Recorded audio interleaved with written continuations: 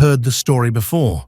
The unrelenting brutality of American slavery, a system built on sheer naked force. But what if I told you that in one corner of the South, the law pretended to be kind? That the legal architecture of bondage was carved with ornate, almost compassionate details? Welcome to the paradox of Louisiana's Code Noir, a set of laws so contradictory they have baffled historians and sociologists for centuries. This wasn't just a slave code. It was a psychological and cultural experiment on an entire population. On the surface, it granted protections unseen in the British colonies. Beneath the guilt, however, it constructed a cage of relentless control, weaving Catholic morality, economic greed, and profound racial fear into a unique tool of domination. Its legacy didn't vanish with the French flag. It mutated, slithering into the infamous black codes of the Reconstruction era, leaving behind a trail of historical ghosts and unanswered questions about the true nature of benevolent oppression. To understand Louisiana's peculiar system, we must sail back to 1685. France's Sun King, Louis XIV, intent on imposing order on the chaotic, profitable brutality of its Caribbean colonies, issued the first comprehensive Code Noir. It was a product of its time, absolutist, deeply Catholic, and economically pragmatic. The code was transported to the nascent colony of La Louisiane in 1724, just 7 years after the founding of New Orleans. This legal document wasn't merely administrative. It was a deliberate project in social engineering. On paper, it presented a vision of slavery under a paternalistic, religious mantle. Enslavers were required to baptize their enslaved Africans in the Catholic faith and provide them instruction. Families were to be kept intact, no selling of young children away from their mothers. Enslaved people were to be given Sundays and holy days off for worship. Perhaps most strikingly, the code explicitly forbade the torture and mutilation of enslaved persons and mandated the provision of food and clothing. Compared to the chattel principles developing in the British colonies, where enslaved people had virtually no recognized humanity in law, the French system looked almost soft. But this humanity was a carefully calculated illusion. As cultural psychologist Hazel Rose Marcus might frame it, this was a profound exercise in situating the self within a forced interdependence. The code didn't grant rights out of empathy. It granted obligations to the master class to create a more stable, productive, and morally salvageable, in the eyes of the church, system of exploitation. The protections were less about the well-being of the enslaved and more about maintaining the spiritual purity of the colony and the master's property rights. An injured, starved, or spiritually pagan slave was a less valuable asset and a stain on the soul of a Catholic kingdom.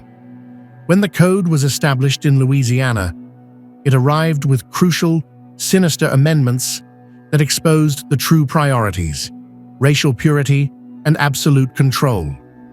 The colony's administrators looked at the relatively fluid racial hierarchies of Saint-Domingue, modern Haiti, with terror. They feared the growing population of free people of color, gens de couleur libre, who often held property and status.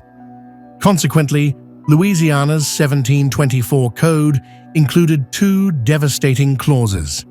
1. The prohibition of interracial marriage. This was a direct attempt to legislate a rigid racial caste system, preventing the blurring of lines that threatened the social order. It was a preemptive strike against the formation of a powerful mixed-race class. 2. The severe restriction of manumission. In the Caribbean, masters could free enslaved people fairly easily. In Louisiana, this power was stripped away. A master's mere generosity or a promise to a favored slave was insufficient. all manumissions now required the approval of the Superior Council, which demanded an extraordinary reason. This could be military service, saving the master's life, or, most chillingly, being purchased by one's own family. This created a cruel market where freedom was a commodity, not a right, and placed it behind an insurmountable bureaucratic wall for most. These twists transformed the code from a paternalistic document into a tool of social closure, a concept sociologist Max Weber defined as the process by which groups monopolize opportunities by restricting access. The white planter class used the law to close off the primary avenue to freedom and social mobility, ensuring their dominance. The protections remained, but the door to liberty was bolted shut and guarded.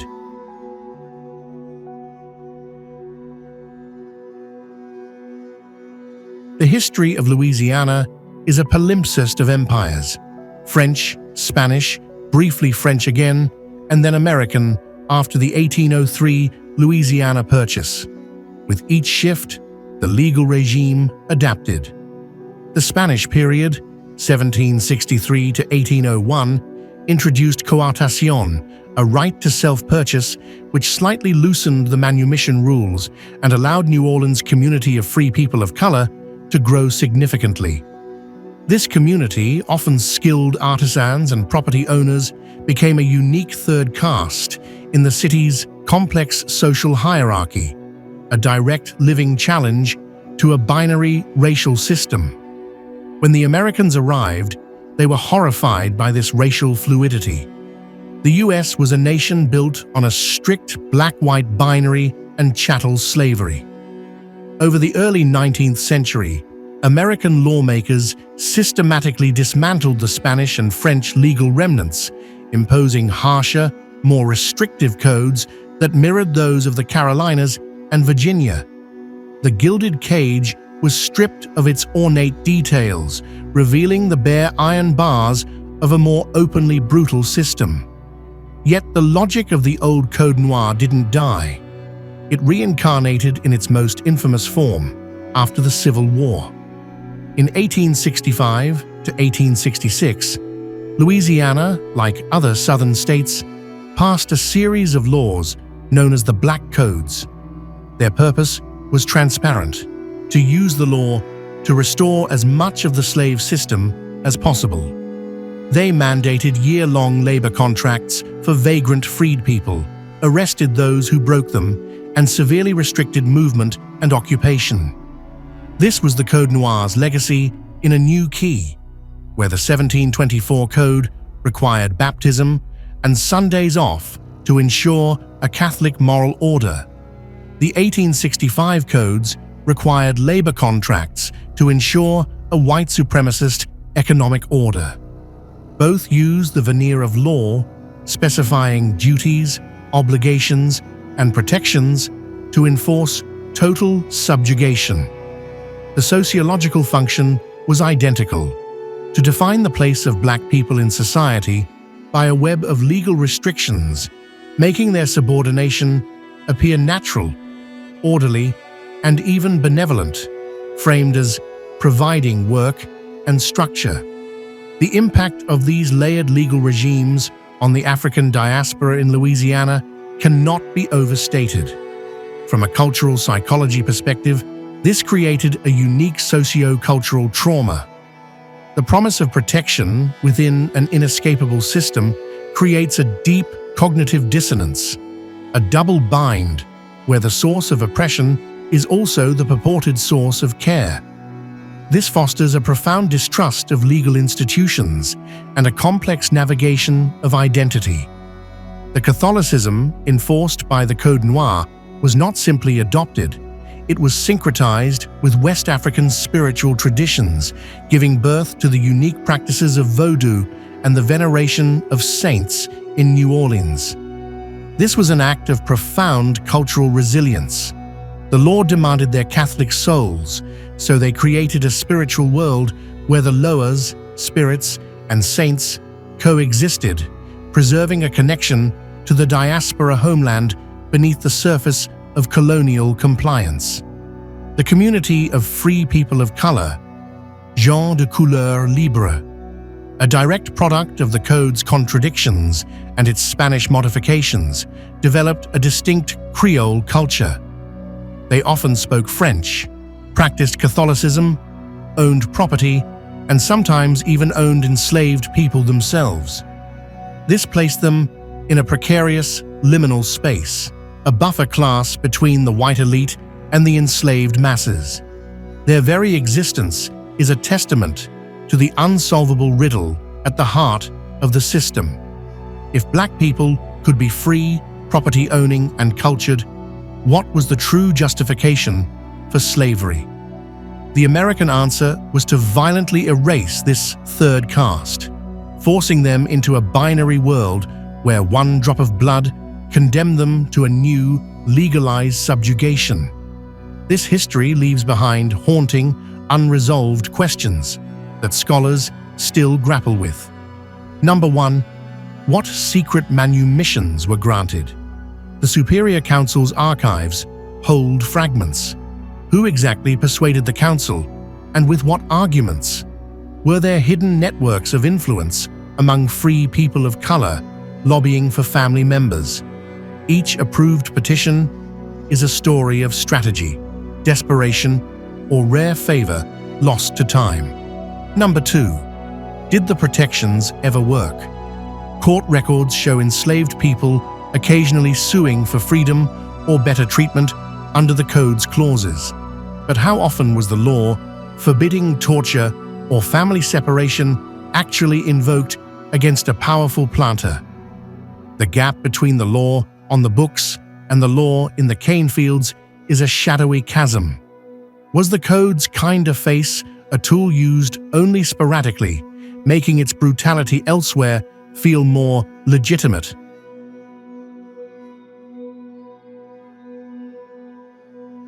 Number 3. How did the Code Noir secretly shape later American law? Legal historians are now tracing the echoes. Did the very detailed, regulatory nature of the French and Spanish systems influence the bureaucratic oppression of Jim Crow? The Black Code's focus on labor contracts mirrors the Code's focus on the obligations of the enslaved. This is a ghost in the machine of American jurisprudence. And lastly, number 4. Where do we see its legacy today? The strict racial binary the Americans imposed never fully erased Louisiana's tripartite past. Tensions and alliances between Black and Creole communities, the unique place of the Catholic Church in Black life in New Orleans, and even the complex racial identities in the region speak to a past where the law tried and failed to perfectly categorize human beings. Louisiana's Black Codes, in both their 18th and 19th century forms, teach us a dangerous lesson. Oppression is most durable when it wears a mask of morality. The Code Noir was a masterpiece of hegemonic control, using the language of religion, family, and duty to make subjugation seem like a natural, even righteous order. It was a cage, but one with gilded bars and a chapel inside, making it harder for its inmates, and perhaps for history itself, to name the captivity for what it was.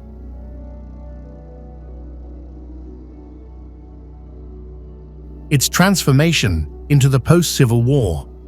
Black codes revealed the same skeleton, now dressed in the ragged clothes of free labor.